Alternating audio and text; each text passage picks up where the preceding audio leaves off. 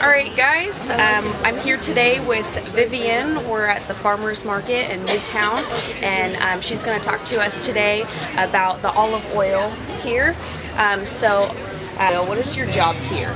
My job here is pretty much to sell olive oil and vinegars, to kind of answer any questions. A lot of people are looking for local and fresh, so I try to, I'm kind of here to let them know that we have these great products available. Alright, what's the name of the company? The name of the company is Maltese Olive Oil. It actually started as a hobby. It is my dad's business. He is actually born and raised in Sicily, and so he has been here, came here when he was little, and so he's retired now. And he had bought 10 acres and planted all these olive trees, and so now they're matured, and he's retired and looking for something to do to keep him busy, and so he decided to do olive oil. That's awesome. So how long has he been doing this? He's been doing it a really long time, but we've only really been like selling at the markets, and it's really just been a family only. The olive oil has only been in the family about 5 years. That's awesome. Yeah. So very new, very fresh. Where does this olive oil get pressed and bottled? Okay, so we have 10 acres and we have 200 olive trees. So we actually handpick the olives. We don't use any machinery because we're still really small scale. Yeah. So we handpick them and we cold press them on site. That's a very long, tedious process. Yeah, it is. It has olive trees take all year to grow, so we only have a short season. It's more toward the end of the year. So we harvest the olives between October to December. So we have two types of olive oils. Our early harvest is what we're kind of rushed on because we try to pick the olives when they're still green. As soon as they change colors to like black and purple, the flavor changes. So we try to pick as much as we can in the beginning, and then the remaining we kind of slow it down a little bit so they can ripen a little more.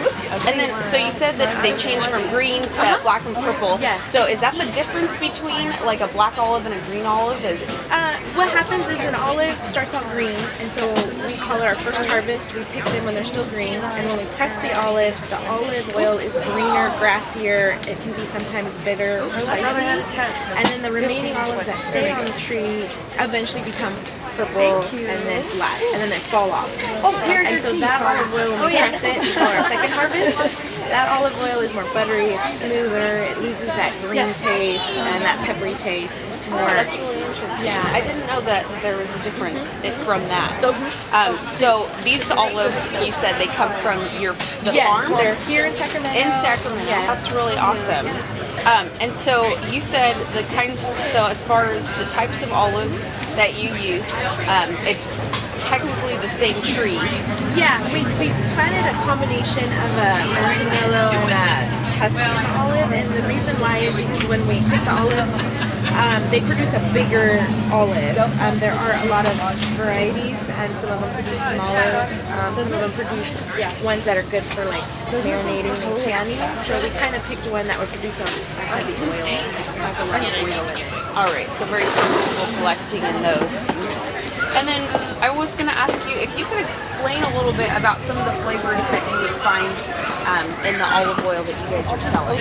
The olive oil that we sell is not infused. I know that infusing olive oils are really popular now, but we try to keep it traditional, keep it pure, so we just have the two types. We have the early harvest, which is the green olive. It's greener, grassier. It's kind of a sharper tasting olive oil. And then the later harvest, which is the same olive, picked at a later time, provided different. It's a little thicker, buttery, a lot smoother. We call it more like a market favorite because a lot of the customers prefer that one.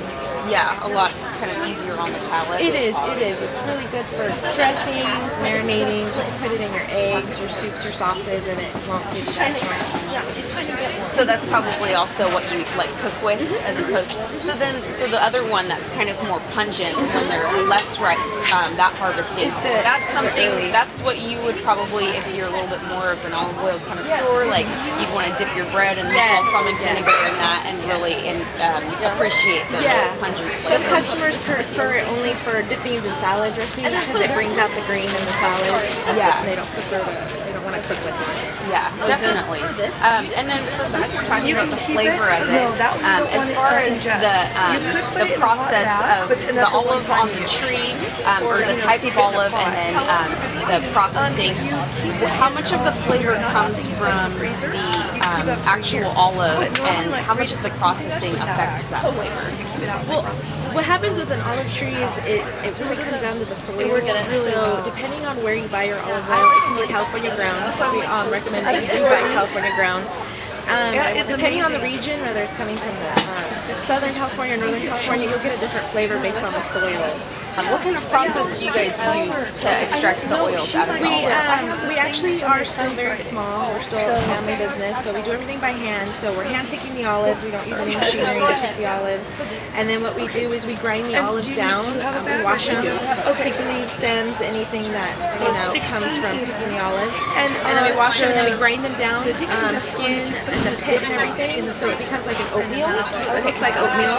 And everything's all in there because we want to grind it up and then break it all down, and then we put them in burlap sacks, and then what we do is we use a weight system, and we actually squeeze the sacks, and then out comes the olive oil and water. And then after that, it's a waiting game, and you have to wait for the oil and water to separate. And the olive oil comes out really cloudy, it's really like green. So really cloudy and really green. So you just have to give it time, let it settle. And it's a lot of separating the water.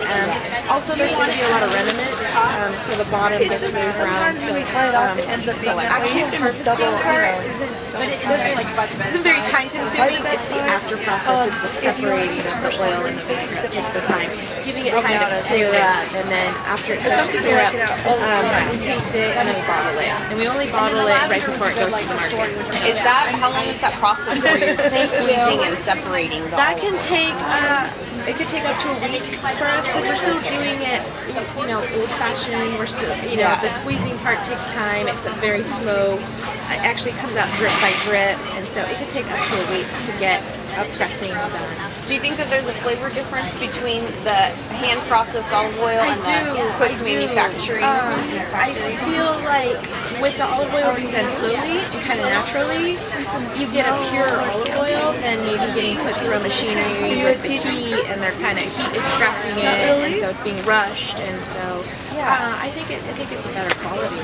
Yeah, that sounds like it. To the class, we're talking about mindful eating, and as far as olive oil, is there anything that you would want to share with them about kind of, because we're going to be tasting it in class today, anything that you want to share with them about what to pay attention for, and then just kind of how to appreciate the olive oil?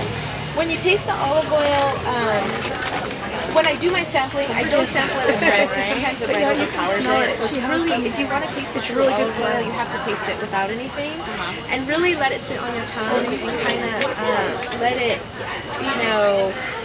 just let all the flavors sink in. You'll taste the greenness. You'll taste some of the, like a little bit of the pepperiness of it. You can also, it's almost like putting a green olive in your mouth and lighting it. All right. Well, thank you so much, Vivian. It was really nice to meet you, and we really appreciate the time that you've been there.